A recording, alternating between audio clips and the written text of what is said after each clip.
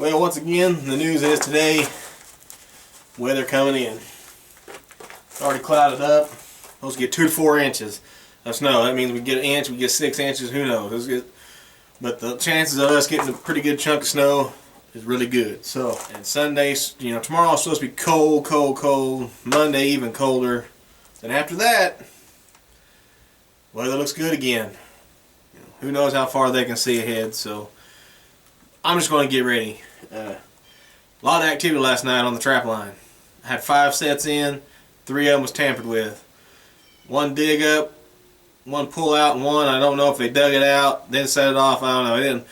There wasn't a whole lot of movement around there, just some coon tracks. So I'm going to get some of these traps out, get them freshly dyed, get them hung up and get ready, because boys, I'm telling you, I am ready to catch some fur.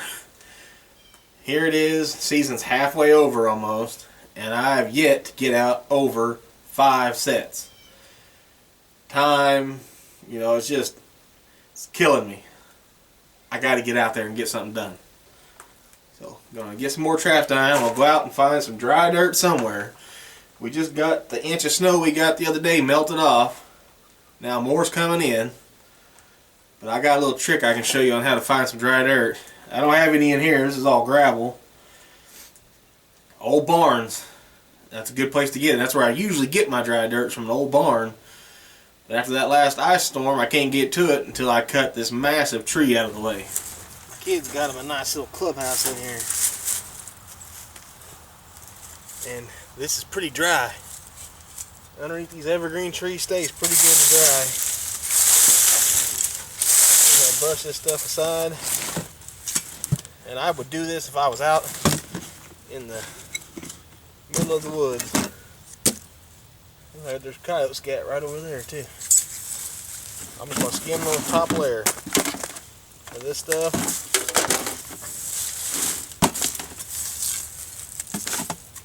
It does have some sticks in it and stuff, but it ain't too bad. Get some of that bigger stuff out. And if I really am hard up out in the woods to get some dry dirt, this stuff right here will work. But I'm going to take this and I'm going to put it in there by my wood stove. Kind of let it bake for a little bit.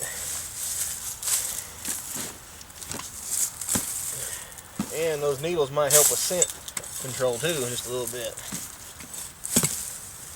I'm just skimming the top. Just want the top stuff. The bottom stuff could still be frozen from this last weather. There's a ring. Where's my kid's ring?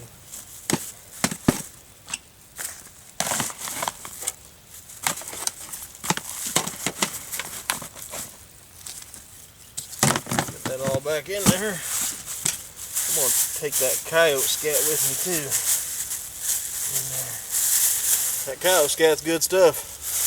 Especially if it's in unfamiliar territory. I ain't trapping around here because I got too many pets. And he might not be welcome where I'm trapping. So there you go. In a dire need for some dry dirt, or the driest dirt in the woods, underneath these big evergreens, that's the place to get it.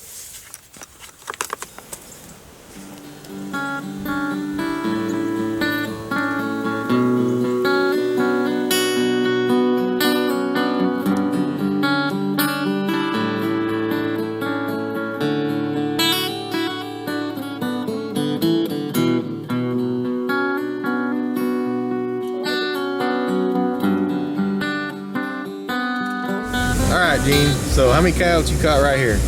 Caught 3 coyotes out of this spot right here. Why did you pick this spot?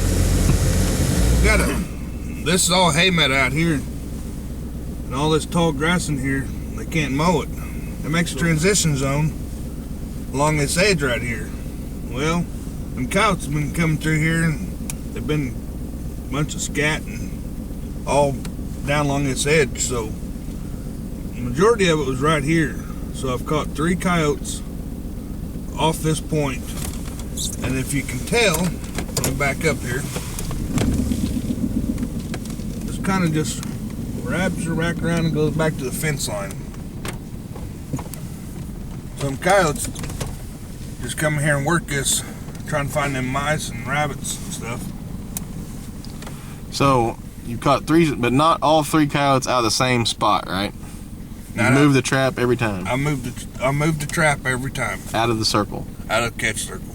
Right. That's just a key that, you know, I've always heard trap your circle, and then trap the edge of your circle, and so you just moved it out of the circle just a few feet, right, and done it again, and had success 3 times.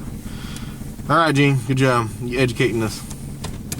I'm gonna show them this little point here. This all comes out to a point, and then on both sides it circles back to the fence line from this open hay meadow. You know it's getting bad when I'm putting gloves on. I do have a plan here. I got a little bit of a couple of lures that are running low right here.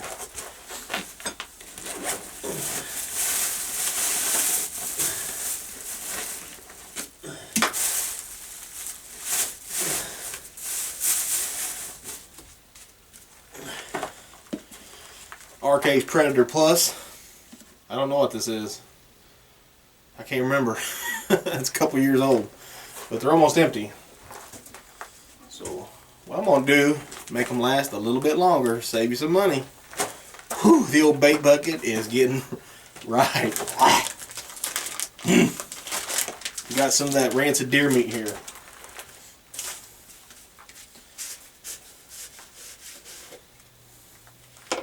Got just barely anything in that.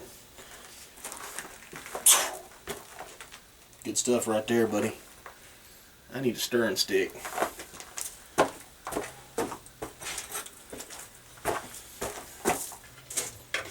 Y'all see that? I'll take just a nice big heaping clump of this rotten deer meat. Throw it in there.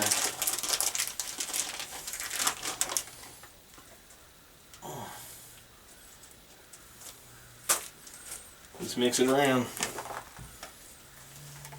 I mean, this is the last year I'm going to get out of that bait anyway, so I might as well make it last as long as I possibly can. And by spreading it around on top of this deer meat, I get a lot more use out of it. Chew-wee! Son! Boy, if I don't bring in a possum, I don't know what will. Get them too mixed up. Now, look at that. Got a whole brand new can of bait there. I'm kind of a cheapskate.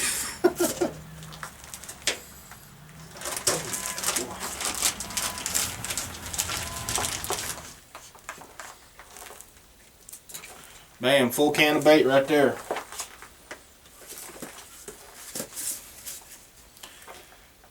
Just that simple. A little bit of rotten deer meat that I had.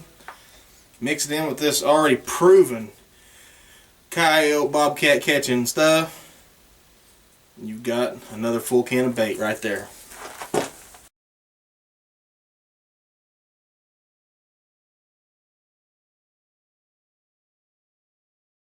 For tons more videos, go to our YouTube channel, Wild for the Outdoors. You can also see them at www.wildfortheoutdoors.com, and be sure to visit our online store. And don't forget to go to Facebook, like us, share us with your friends, and hey, remember, it's your God-given duty to manage this land.